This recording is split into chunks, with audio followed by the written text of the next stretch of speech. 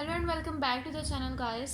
आज का topic chapter 4 पे है। उसके शॉर्ट एंड लॉन्ग में आपको बताऊंगी। जो फर्स्ट पेज पे है उसके अंदर ज़्यादा कुछ इंपॉर्टेंट नहीं है, महज आपने कॉन्सेप्ट यानी कि एक दफ़ा बस रीड करना है और इस तरह रीड करना है कि अगर इसमें से अगर आपसे कोई बात पूछी जाए तो आप अपने अल्फाज में उसको बता सकें। फिर उसके बाद है करेक्टरिस्टिक ऑफ सेंसेशन। ये जो है ना बेसिकली बस इनके नाम याद रखें और उसके अलावा बस एक एक बात की जो स्पेसिफिक स्टिमुलस ये होता है, इंटेंसिटी, ये ड्यूरेशन, ये स्पैन के। आगे आ जाते हैं थ्रेशोल्ड में। थ्रेशोल्ड जो है ना वो इंपॉर्टेंट है। ये पूछा जाता है कि थ्रेशोल्ड होता क्या है, ये आपने बताना है। एब्सोल्यूट, टर्मिनल और डिफरेंशियल, इसके भी नाम और साथ में इनकी डेफिनेशन, ये इंपॉर्टेंट है। फिर उसके बाद आगे आ जाए एडाप्टेशन पे। Adaptation, every sense organ has ability to adapt to the situation. अच्छा, ये भी जो है ना बस कहने के आपने बस इसका कॉन्सेप्ट जो है ना वो अच्छी तरह करना है, बाकी कुछ भी। फिर सेंसरी स्लैश एक्यूटी यानी कि शार्पनेस, सेंसरी एक्यूटी, ये भी यानी कि बस एक दफ़ा पढ़ लें और इसके अंदर जो मेन बात है उसको याद रख लें। जैसा यहाँ पे क्या था, weakest gustatory stimulus is small tea spoon of sugar that can be detected in 2 gallons of water. फिर ये जो बात है इस तरह की लिखी हुई है ना, ये हो सकता है कि आपको एमसीक्यूज़ वगैरह के तौर पर इस बीच बीच में से कुछ ना कुछ दे दें, लेकिन उस तरह लॉन्ग के लिहाज से इंपॉर्टेंट नहीं है। फिर आ जाते हैं टाइप ऑफ सेंसेशन। ये जो है ये इंपॉर्टेंट है, इसके नाम भी इंपॉर्टेंट है। ये आपको आ सकता है कि टाइप ऑफ सेंसेशन कौन कौन सी है, नाम लिखें, शॉर्ट के लिहाज से ये इंपॉर्टेंट है। फिर उसके बाद है आई और विजुअल सेंसेशन, आई स्लैश विजुअल सेंसेशन, ये इंपॉर्टेंट है, ये आपको अलग से वो लॉन्ग दे सकते हैं। फिर उसके बाद स्ट्रक्चर ऑफ द आई जो है उसके अंदर ये डायग्राम भी इंपॉर्टेंट है, उसके अलावा ये जो इसके नाम है वो भी इंपॉर्टेंट है। और ये अलग से भी ये टॉपिक जो है ना आयरिस के प्यूपिल का है, ये शॉर्ट के लिहाज से भी इंपॉर्टेंट है, एज अ लॉन्ग भी इंपॉर्टेंट है। अच्छा जी, आगे है रेटिनल कोट, ये भी इम्पॉर्टेंट है। और इसका आगे ये जो सारा लिखा हुआ है ना ये भी इम्पॉर्टेंट है, यानी कि आपको अलग से वो लॉन्ग के तौर पे भी इसको दे सकते हैं और इकट्ठा करके एक लॉन्ग की सूरत में भी दे सकते हैं, ये लाजमी करना है। इसके अलावा इसकी डायग्राम भी इम्पॉर्टेंट है। और ब्लाइंड स्पॉट जो है, ये डायग्राम जो है बना लें आप, याद करें, यानी कि मेरे ख्याल से नहीं, ये वाली इंपॉर्टेंट नहीं है, ये वाली इंपॉर्टेंट है। ब्लाइंड स्पॉट जो है ये जो है ना, ये आपको कह लें कि what is blind spot, blind spot क्या होता है, इस तौर पे आपको शॉर्ट भी आ सकता है और उसके अलावा वो आपको मुकम्मल करके एक लॉन्ग भी दे सकते हैं। फिर उसके बाद आ जाए रोड्स एंड कॉन्स पे। रोड्स एंड कॉन्स ये भी इम्पॉर्टेंट है। रोड्स क्या है, कॉन्स क्या है, रोड्स का क्या काम होता है, कॉन्स का क्या काम होता है, कौन से लाइट टाइम में काम करते हैं, कौन से जो है वो डे टाइम में काम करते हैं, ये बात जो है वो बहुत इंपॉर्टेंट है इसके अंदर। और उसके अलावा रोड्स एंड कॉन्स जो है आपको इसका डिफरेंस जो है ना वो आ सकता है कि रोड्स एंड कॉन्स में डिफरेंस क्या होता है, ये शॉर्ट के तौर पर आ सकता है और लॉन्ग में अगर मूड हो तो दे भी सकते हैं वो। ये इंपॉर्टेंट है, ये अच्छी तरह कीजिएगा। फिर उसके बाद है, ये मैंने इसलिए करीब किया ताकि अगर आप में से किसी ने जो है स्क्रीनशॉट लेना तो वो ले लें। अच्छा, आगे है ऑप्टिक नर्व। ऑप्टिक नर्व भी इम्पॉर्टेंट है शॉर्ट के लिहाज से भी, और शॉर्ट के लिहाज से इम्पॉर्टेंट है। और क्या है जी, blood vessels. Blood vessels in order to supply blood to the eye, blood vessels enter the eyeball and is further subdivided into vessel, ensuring blood supply to every part of the eye. Concept, ये जो line मैंने पढ़ी इसका concept important है। How we see and what we see. अच्छा जी, visual process, इसको आपने रट्टा नहीं लगाना, या आपको आ सकता है लॉन्ग के तौर पे लेकिन रट्टा नहीं लगाना। आपने इसका कॉन्सेप्ट समझना है और इसको फिर अपने अल्फाज में हेडिंग्स वगैरह बना लें, हेडिंग्स याद रखें और हेडिंग्स के अंदर जो लिखना है ना वो अपना कॉन्सेप्ट लिख दें, आपको मार्क्स मिल जाएंगे। और ये डायग्राम नहीं बनाने के लिए आती, ये नहीं बनानी, सिर्फ जो डायग्राम इंपॉर्टेंट थी ना वो पीछे वी एक आई थी, मैंने बताई भी थी कि वो इम्पॉर्टेंट, ये वाली, ये डायग्राम इंपॉर्टेंट है। फिर आगे है function of the eye. Function of the eye में क्या है, कॉन्जुगेशन, कन्वर्जेंस एंड अकोमोडेशन, ये इंपॉर्टेंट है शॉर्ट के लिहाज से इसके नाम। फिर उसके बाद इनकी डेफिनेशन और ये एक एक बात, यानी कि आपको पता होना चाहिए क्या क्या क्या है, इस लिहाज से इंपॉर्टेंट है। ऑडिटरी सेंसेशन,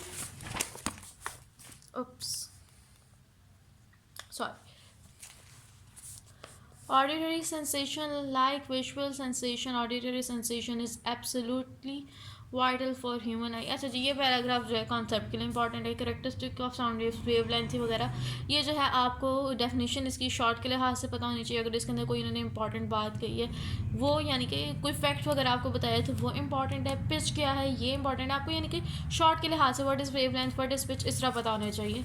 लाउडनेस क्या होती है, फिर उसके बाद amplitude, area of vibration, distance, amplitude आपको पता होना चाहिए क्या है। और अच्छा ये जो है अब ये लाइन लिखी हुई है, इट इज़ अ टेम्पर या timbre that help us to distinguish between voices of our siblings and friends.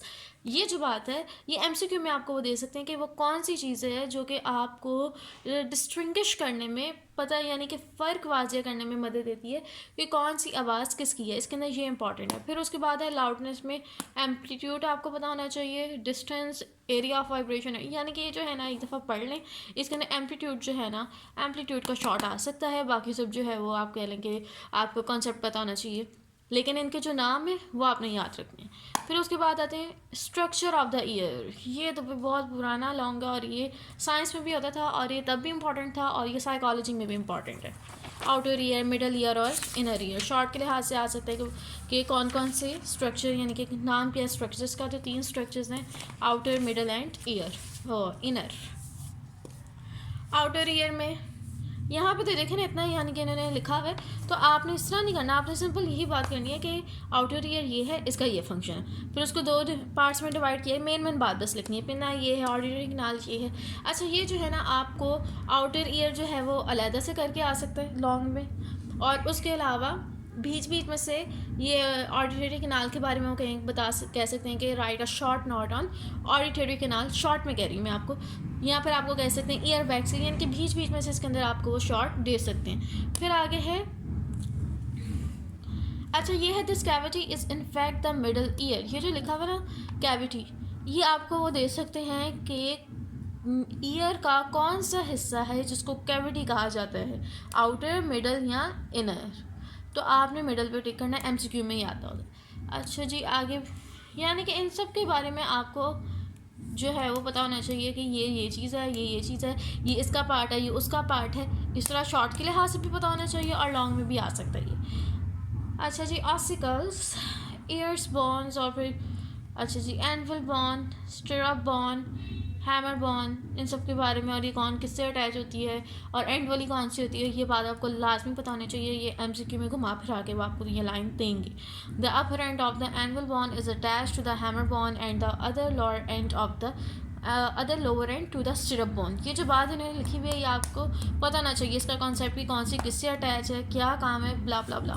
फिर उसके बाद है जी ऑस्टेशन ट्यूब, इसकी डेफिनेशन आपको पता होनी चाहिए और क्या है, कहाँ है, किसका हिस्सा है, ये सब पता होना चाहिए। ओवल विंडो, फिर उसके बाद ओवल विंडो किसका पार्ट है, इसका क्या काम है, ये पता होना चाहिए। फिर इनर ईयर जो है वो आपको अलहदा से लॉन्ग दे सकते हैं। उसके अलावा जो इनर ईयर के फॉलोइंग पार्ट्स हैं इसके आपको नाम पता होने चाहिए, या आपको अलहदा से शॉर्ट के तौर पर आ सकते हैं कि इनर ईयर के पार्ट्स के नाम बताएं, और अलहदा से what is cochlea, what is round window, इन सबको अलहदा करके भी दे सकते हैं। यानी कि ये जो टॉपिक है वो इम्पॉर्टेंट है लॉन्ग के लिहाज से भी और अलहदा करके शॉर्ट के लिहाज से भी। अच्छा जी ये जो है ना ये डायग्राम अगर आपको बनाने के लिए कहेंगे तो बनाइएगा, वरना इतनी कोई ज़रूरी नहीं है, और वह तभी बनानी है जब आपको इनर ईयर के लिए यानी कि कहें कि इनर ईयर का लॉन्ग और साथ में वो कहें कि उसकी डायग्राम भी बनाए, फिर इम्पॉर्टेंट है। ओवरऑल अगर आपको पूरा है तो फिर आपने जो है ये वाली डायग्राम बनानी।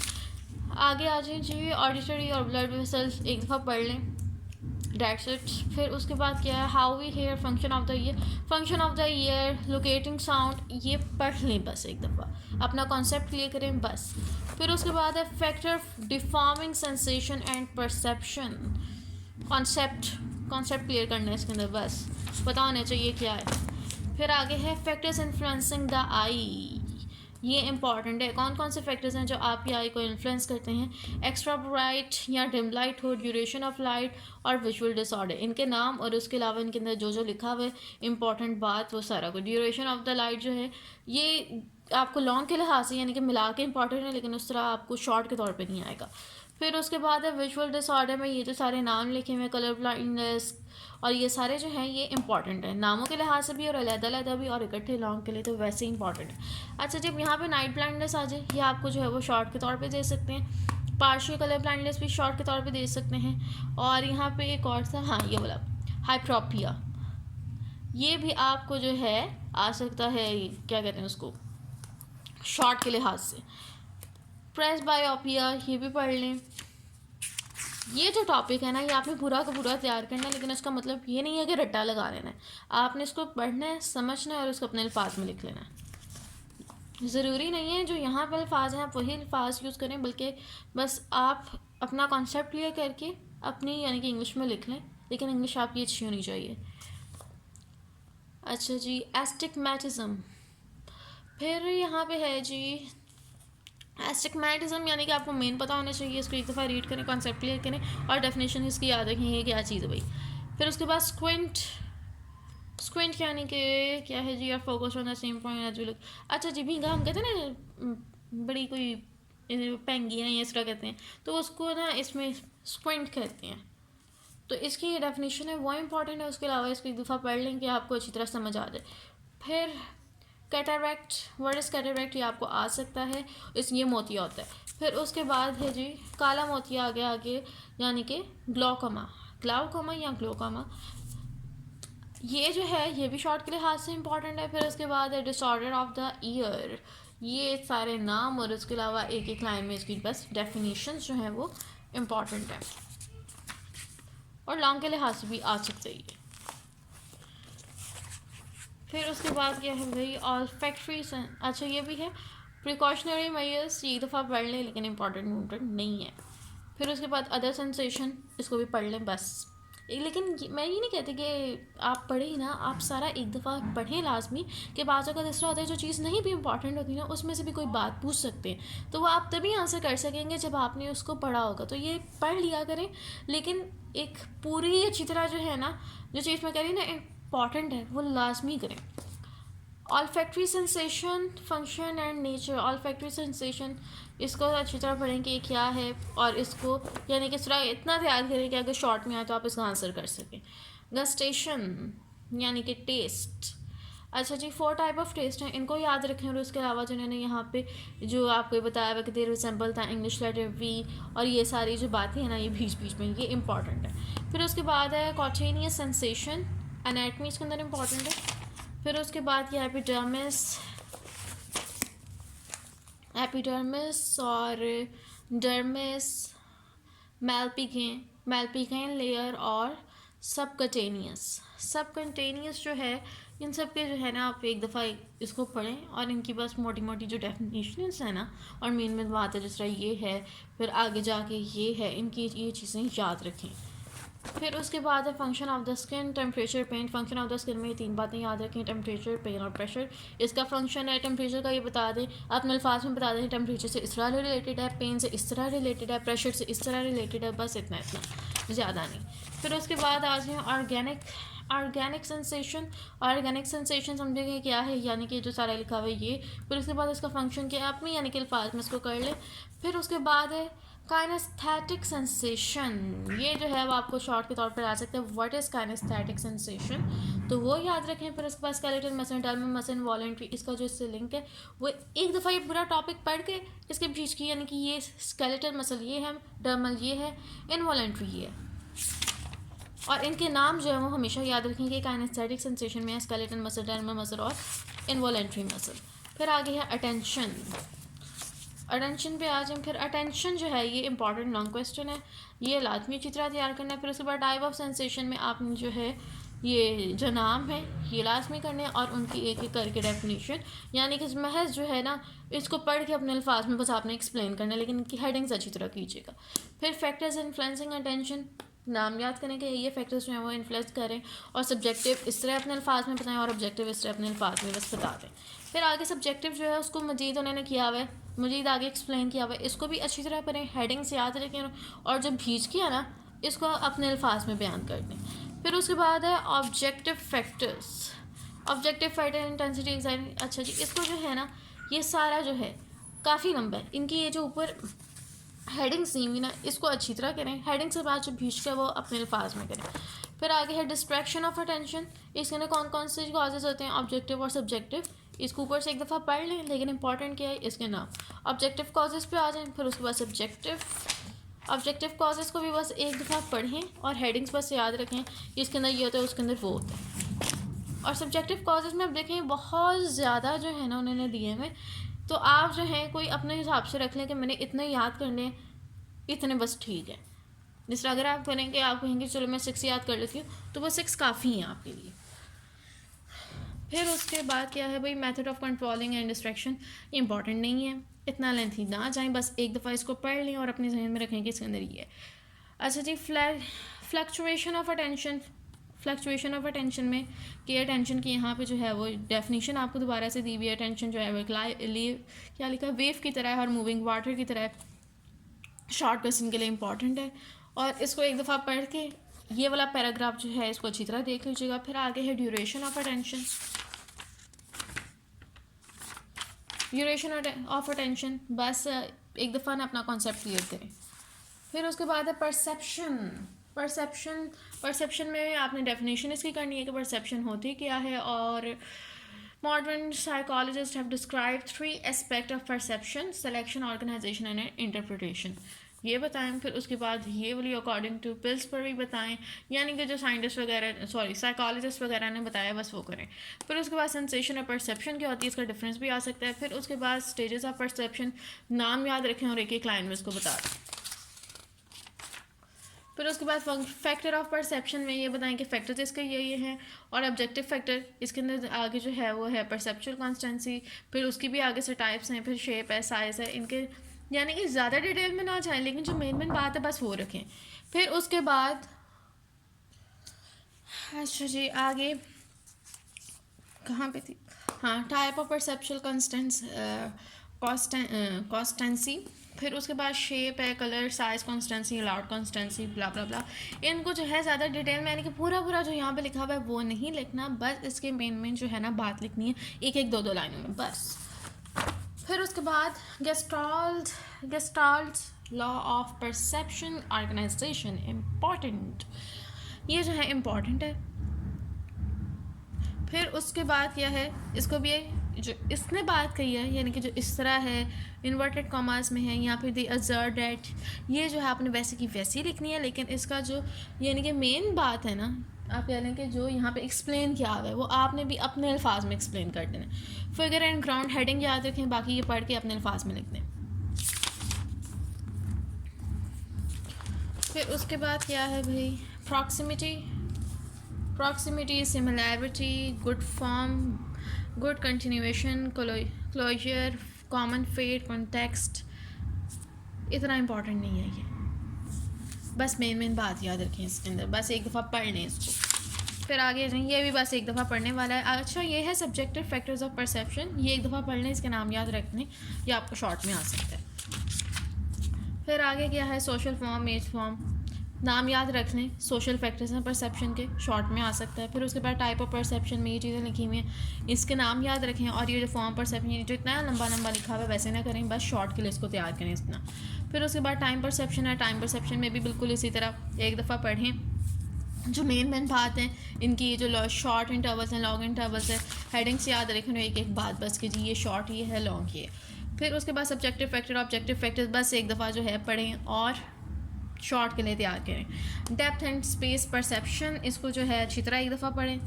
और space perception with the help of vision. इसके बाद मोनोक्यूलर एंड बाइनोक्यूलर, ये जो है वो इम्पॉर्टेंट है, इसको अच्छी तरह कीजिएगा।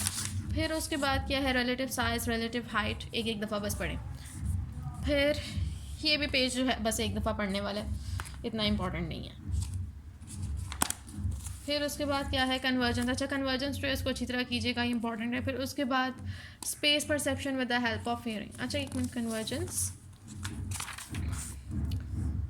अच्छा ये जो है ना बाइनोकुलर क्यूज़ का पार्ट है, ये आपने याद रखना है।